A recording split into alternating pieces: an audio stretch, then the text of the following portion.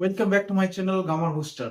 আজকে আমি তোমাদেরকে রিপোর্ট রাইটিং শেখাবো। দেখো, রাইটিং যারা মুখস্থ করো তাদের আর মুখস্থ করতে হবে না, কারণ মুখস্থ করলে তুমি যেই মুখস্থ করবে আর যেই দরজার চৌকাঠ পেরোবে তখনই ভুলে যাবে, আর মুখস্থ বিদ্যা বেশি দিন থাকে না। সেই জন্য আমি তোমাদেরকে আজকে রাইটিং লেখানো একদম শেখাবো। তোমরা নিজেরাই গিয়ে এক্সাম হলেতে গিয়ে এক্সামের একদম খাতাতে গিয়ে নিজেরাই রাইটিং লিখে আসতে পারবে। আমি এরকম ভাবেই তোমাদেরকে আজকে শেখাবো। দেখো, তোমরা লক্ষ্য করে দেখো, আজকে তোমাদেরকে আমি রিপোর্ট রাইটিং শেখাবো। কি শেখাবো? Report writing. REPORT, report writing. WRITING হবে রাইটিং। রিটেনে ডবল টি হয়, আর এমনিতে রাইটিং এর কি বানানে একটা টি হয়। ঠিক আছে, যাই হোক, এবার দেখা যাক তোমাদেরকে আমি যে আজকে রিপোর্ট শেখাবো। আজকে অ্যাক্সিডেন্টাল রিপোর্ট রাইটিং শেখাবো না, কিন্তু আজকে শেখাবো সেটা হচ্ছে বিভিন্ন প্রোগ্রামের উপর নির্ভর করে যে রিপোর্ট রাইটিং হয়, সেই রিপোর্ট রাইটিংটা আমি তোমাদেরকে আজকে শেখাবো। যেমন ধরো, আমি বলছি, ধরো কোন একটা প্রোগ্রাম হচ্ছে, ধরো স্কুলেই হোক, ক্লাবেই হোক, বা যে কোনো জায়গাতে ধরো কোন একটা প্রোগ্রাম হচ্ছে। তাহলে প্রোগ্রামে প্রথমে তোমাদের মেনলি প্রত্যেকটা পয়েন্ট ভালো ভালো করে মনে রাখতে হবে। যেমন ধরো কোন একটা প্রোগ্রাম হলো, প্রোগ্রামে কি থাকে? প্রোগ্রামে একটা ডেট থাকে, টাইম থাকে, একটা প্লেস থাকে। 1 নম্বর আমাদের ক্রাইটেরিয়া থাকে। 2 নম্বর কি থাকে? প্রত্যেকটা প্রোগ্রামের মধ্যে একটা করে জানবে যে একজন উদ্বোধন করবে, সেই মানে কেউ উদ্যোক্তা হবে, মানে অ্যারেঞ্জমেন্ট, যে হোক না যে হোক একটা অ্যারেঞ্জমেন্ট করবে, সেই অ্যারেঞ্জমেন্টের একটা অথরিটি থাকবে। তাই তো 2 নম্বর পয়েন্ট এটা হবে।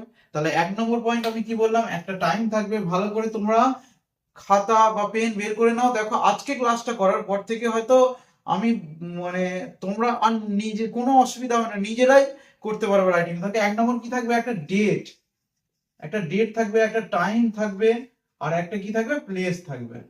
1 নম্বর। 2 নম্বর ক্রাইটেরিয়া তোমার কি থাকতে হবে? 2 নম্বর ক্রাইটেরিয়া হচ্ছে একটা অথরিটি থাকবে। অথরিটি মানে যে হোক না যে হোক একটা করবে। তো 3 নম্বর কি হবে? ধরো আহ তোমার হচ্ছে সেলিব্রেশন করবে, ওই অথরিটি বললাম, তাই তো। 2 নম্বর কি হবে? ইনঅর্গানাইজেশন হবে, উদ্বোধন হবে সেই জিনিসটা।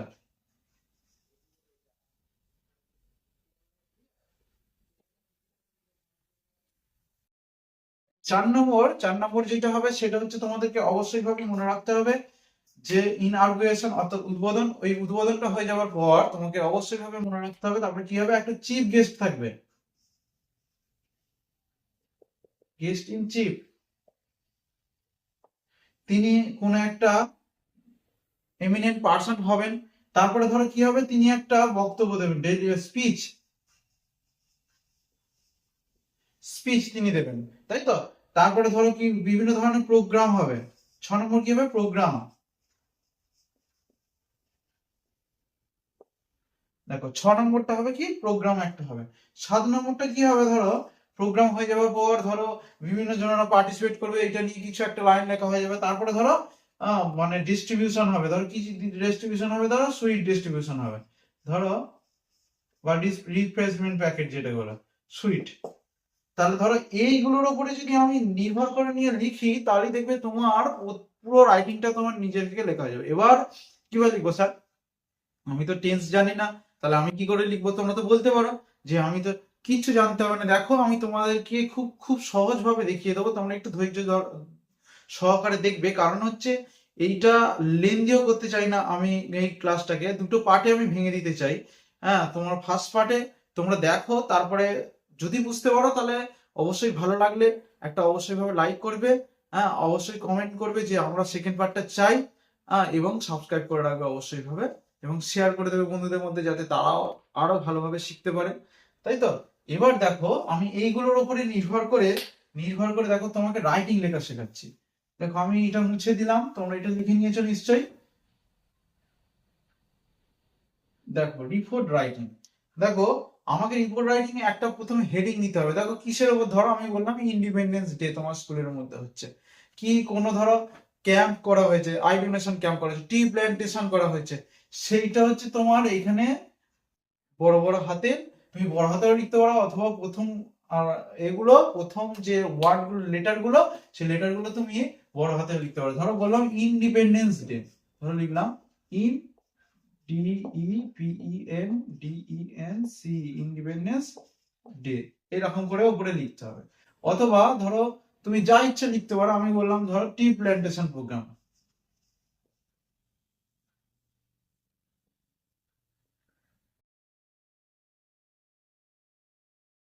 টি প্ল্যান্টেশন।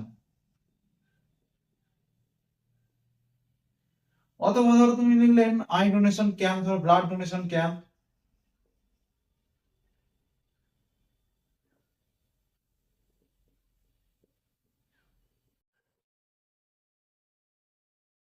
এবার কনফিউশন থাকে যে স্যার বড় হাতে লিখবো না সবগুলোই, মানে বড় হাতে বলতে কি সবই ক্যাপিটাল লেটারে লিখবো, না ক্যাপিটাল লেটারও তুমি লিখতে পারো সবগুলো, অথবা যেমন করে আমি লিখলাম সেরকম করে লিখতে পারো। ধরো এইগুলো লিখলে, এটা হেডিং লিখলে, এবার ধরো এই দিকে যে কোনো একটা হেডিং লিখলে এই দিকে কি লিখতে হবে, ধরো আগে তোমরা জিজ্ঞাসা করো আগে ডেট দেবো না আগে টাইম দেবো, তোমার ইচ্ছা, তুমি আগে ডেটও দিতে পারো টাইমও দিতে পারো।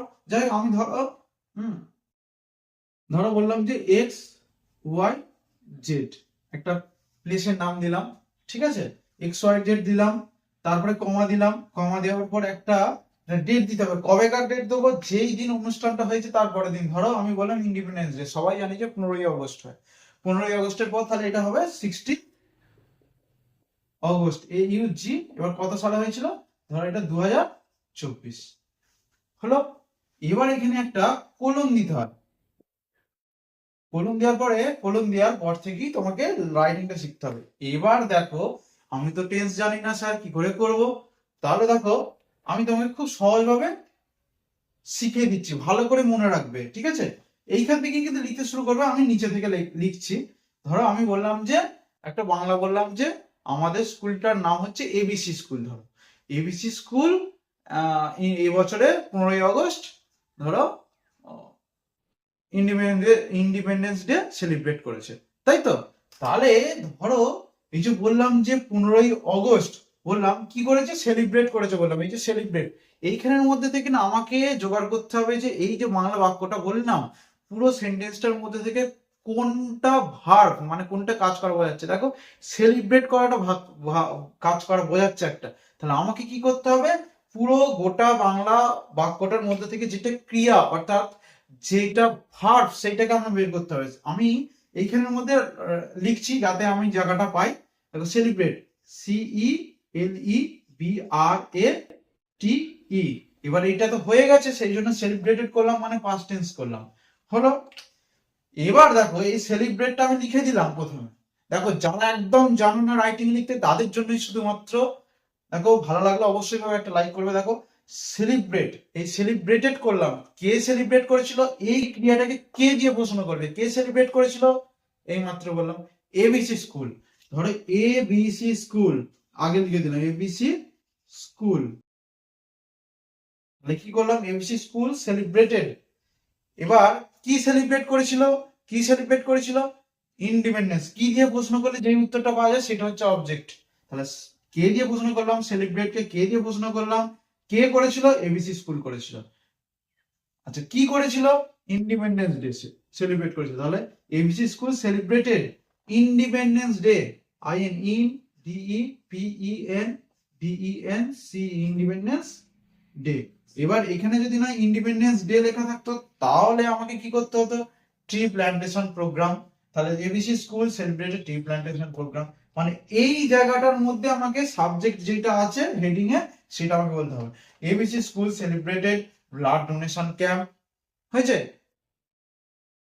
এইটা লিখে দিতে হবে। এবার কবে করেছিল, ধরো আমি তো জান কবে করেছিল, তুমি তাহলে ইয়েস্টারডে করে দিতে পারো, এটা 16 তারিখ তো, অথবা তুমি এটা লিখতে পারো, ধরো আমি ধরো লিখে দিলাম যে ইয়েস্টারডে, ইয়েস্টারডে, অথবা তুমি কি লিখতে পারো, অন অন 15th আগস্ট, এটাও লিখে দিতে পারো। কবে, 2024।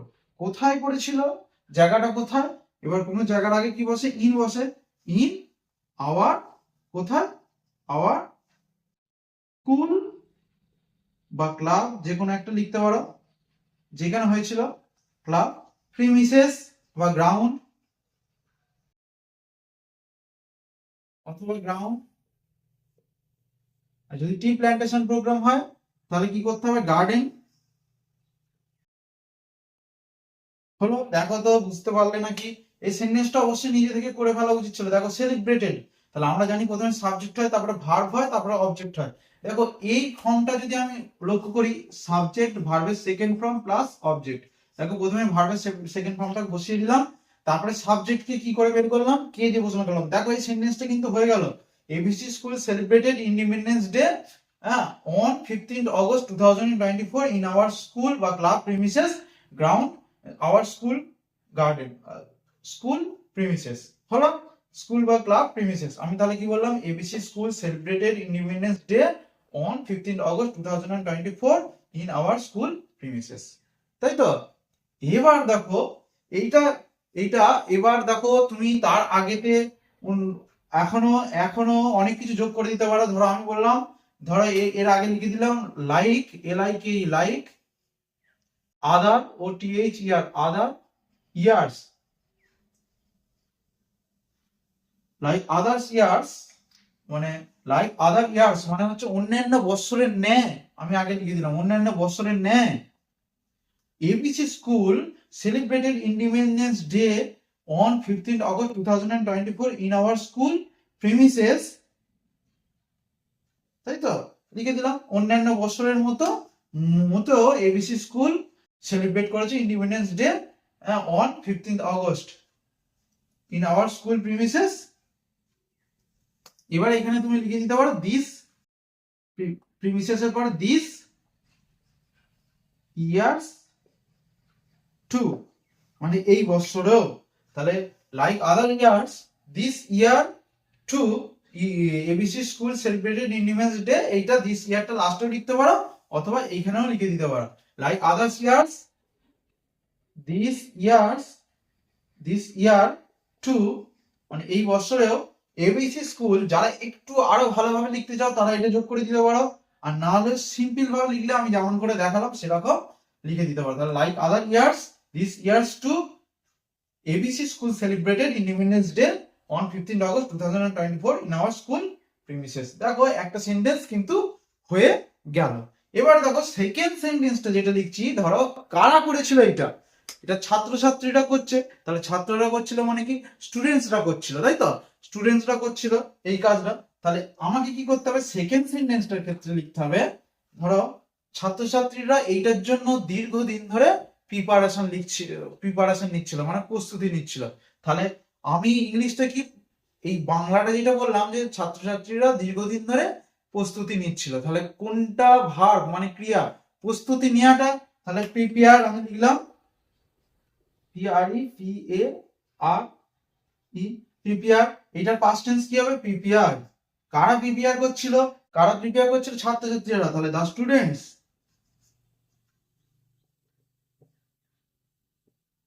The students, STUDENTS, students prepared, কি করছিল, prepare.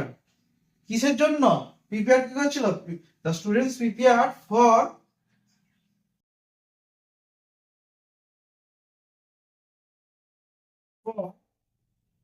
the students prepared for this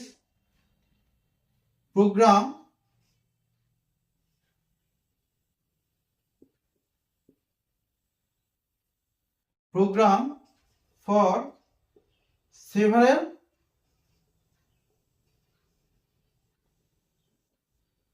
days, কয়েকদিন ধরে এটা প্রিপারেশন নিচ্ছিল। তাহলে ধরো শুধু প্রিপেয়ার আমি লিখে দিলাম, মানে কি কয়েকদিন ধরে নিচ্ছিল, তো কয়েকদিন ধরে নিচ্ছিল বলে সেই জন্য এইটাকে কি টেন্স করতে হবে জানো তো, এইটাকে করতে হবে হচ্ছে পাস্ট পারফেক্ট কন্টিনিউয়াস টেন্স। সেই জন্য আমাকে এখানটা করে একটু চেঞ্জ করতে হবে, চেঞ্জ করে আমাকে লিখতে হবে হ্যাড বিন প্রিপেয়ারিং। এইটা লিখলেও হতো, কিন্তু এইটা আরো ভালো হবে, PREPARING, প্রিপেয়ারিং, এই টেন্সটা করলে আরো ভালো হয়। কিন্তু ওইটা যে করেছিল ওইটা ভুল নয়। The students had been preparing for this program for several days. Prepared this program for several days, কয়েকদিন ধরে এটা চেষ্টা করছিল। তাহলে the students had been preparing for this program for several days, preparing this program for several days, হয়েছে? তারপরে দেখো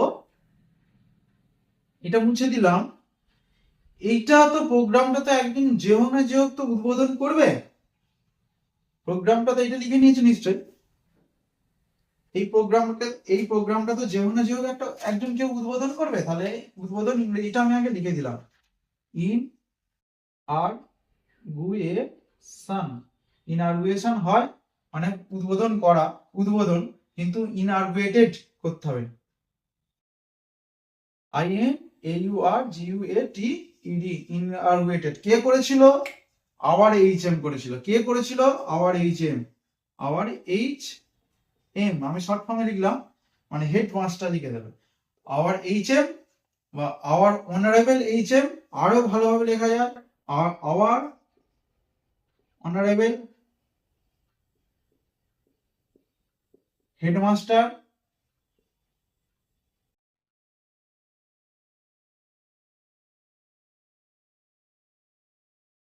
headmaster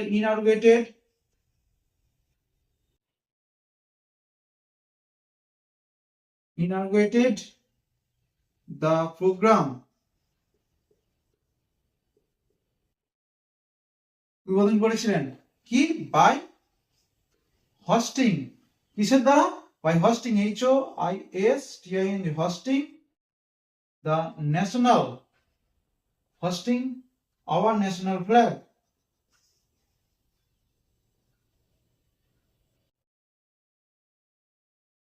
national flag. যদি না এটা ইন্ডিপেন্ডেন্স ডে হতো তাহলে কি করতাম? এখানে জায়গায় প্ল্যান্টিং লিখতে হতো, টি প্ল্যান্টেশন হতো। আর যদি আর যদি অন্য কিছু হতো, যেমন ধরো ধরো আমি বললাম যে ধরো লাইটেনিং, ধরো মানে মোমবাতি জ্বালিয়ে উদ্বোধন করলো, লাইটের সঙ্গে আইন যোগ করে দেবে লাইটেনিং, তাহলে এইগুলো এখানে লেখা যায়। তাহলে inaugurated the program by lightening, আবার লাইটেনিং বাস বাই লাইটেনিং দ্য ক্যান্ডেল, তাহলে তোমাকে লিখতে হতো লাইটেনিং দ্য ক্যান্ডেল। দেখো কিছু ব্যাপার নয়, তোমাকে একটুখানি বুঝলেই তুমি কিন্তু বুঝে যাবে। দেখো এবার এই প্রোগ্রামটা উদ্বোধন হয়ে যাওয়ার পর তার আগে থেকে তুমি একটা লাইন লিখতে পারো। যেমন ধরো আমি বলছি, ধরো স্টুডেন্টরা তো অনেক দিন থেকে চেষ্টা করছিল, আমার একটা লাইন মিসিং হয়ে গেছে, যদি তুমি বাড়াতে পারো আরো ভালো। ধরো এই লাইনটা আমি মুছলাম, মোছার পরে দেখো স্টুডেন্টের এর আগেতে লিখবে, মানে স্টুডেন্ট দেয়াতেই লিখবে, যে স্টুডেন্টরা যখন ওই প্রোগ্রামটার জন্য প্রিপেয়ার করছিল, তাহলে কি লিখতে হবে? দে, তারপরে একটা লাইন লিখতে পারো দে, তাহলে আরো বাড়ে আগে দে। তারা কি করছিল? তারা কি করছিল? ডেকোরেটেড করছিল, মানে স্টেজটাকে ভালো করে সাজিয়েছিল। তাহলে সাজানোটা তো ভার্ব, তাহলে আমি ডেকোরেটেড লিখলাম, DECORATED। ডেকোরেটেড কারা করেছিল? দে, তারা করেছিল মানে স্টুডেন্টরা। They decorated the stage, they decorated the stage. কি করেছিল? ডেকোরেটেড করেছিল। কি দিয়ে করেছিল? আমি এটাকে কে দিয়ে প্রশ্ন করলাম যে ডেকোরেটেড, কে ডেকোরেট করেছিল? দে। কি করেছিল? দ্য স্টেজটাকে করেছিল, তাই তো? এবার কি দিয়ে করেছিল? উইথ, কিসের দ্বারা করেছিল? উইথ রিবন, রিবনের দ্বারা করেছিল। আর কিসের দ্বারা? Balloon, BALLON, balloon. আর কিসের দ্বারা করেছিল? ধরো ফ্লাওয়ার্স, ধরো যোগ করে দিলাম, অ্যান্ড ফ্লাওয়ার্স। হলো? আচ্ছা, আজকে আমি এখান পর্যন্তই বোঝালাম। এবার সেকেন্ড পার্টটা তোমরা দেখবে, অবশ্যই ভাবে বুঝতে পারবে। সেকেন্ড পার্টটা অবশ্যই ভাবে তোমরা দেখবে, কারণ হচ্ছে আমি অল্প ছোট ছোট করে ভিডিওটা করার চেষ্টা করছি, যাতে তোমরা ভালোভাবে বুঝতে পারো। আশা করি এখান পর্যন্ত তোমরা বুঝতে পেরেছো। এরপর সেকেন্ড পার্টটা তোমরা অবশ্যই ভাবে দেখো।